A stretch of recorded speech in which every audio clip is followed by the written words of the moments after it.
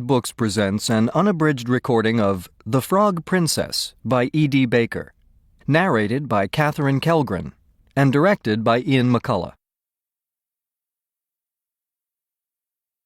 Chapter 1.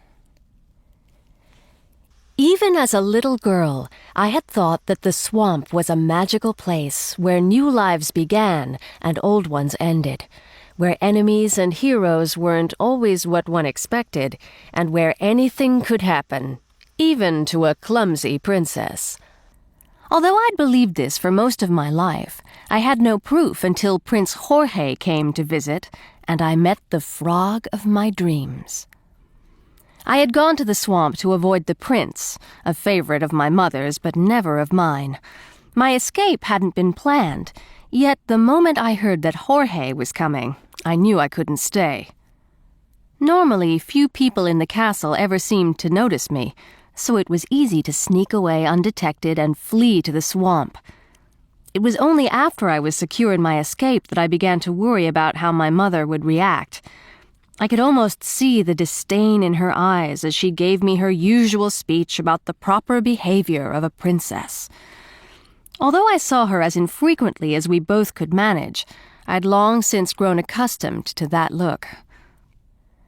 Thinking more about my mother than I was about my surroundings, I almost stepped on a snake that had slithered onto the path from the tall grass. I shrieked and jumped back, catching my heel on the root of an old willow tree. With my arms flung wide, I tried to keep my balance, but my long, heavy skirts and usual clumsiness overwhelmed me, and I landed hard on the rain-soaked earth. Grasshoppers exploded up from the ground as I floundered about, struggling to get to my feet, my gown soaking in the pungent odor of the swamp. Unfortunately, being born a princess doesn't automatically make a girl graceful or confident, a fact I've lamented for most of my 14 years. When I'd finally gathered my skirts and pushed myself off the ground, the snake had disappeared into the tall swamp grass. I edged away, searching for something that I could use to defend myself should the snake reappear. "Thanks a lot," said a throaty voice. I looked around, but there was no one in sight. "Who said that?" I asked. Aside from my Aunt Gracina, I was the only one from the castle who ever visited the swamp. "It's me, over here. You aren't very observant, are you?" I turned toward the voice and looked high and low, but all I could see was the pond, its murky water partially rimmed with a halo of algae, and a stand of cattails at the far end. Aside from the dragonflies, mosquitoes, and water striders, the only other living creature was a frog glaring at me from the edge of the pond. I jumped when he spoke again, although it wasn't so much his words that surprised me as seeing his lips move. I'm used to magic, for my Aunt Gracina is a witch, but no animal had ever spoken to me before. "I was going to eat those grasshoppers for lunch, but because of you, I'll never catch them now." The frog scowled, shaking his webbed finger in my direction. "A big, galumphing girl like you should be more careful where she puts her feet."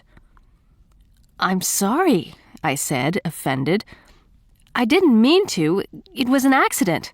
"Huh," said the frog. "Apologies won't bring back my lunch. But then, it wouldn't matter to you, would it? I bet you've never gone hungry a day in your life." The frog annoyed me. It was enough that I had to watch my tongue around my mother. I wasn't about to do it around a frog as well. "For your information," I said, frowning at the little creature, "I haven't eaten a thing all day. My mother invited Prince Jorge to visit, and I left home before he arrived. I couldn't bear the thought of spending an entire day with him." "What is wrong with you?" demanded the frog, curling his lip. "Missing a meal because you don't like someone? You would never catch me doing that. I know Jorge, and even he isn't—" The frog blinked, and his eyes opened wide. He leaned closer, scrutinizing me from head to toe as if seeing me for the first time. "Wait a minute.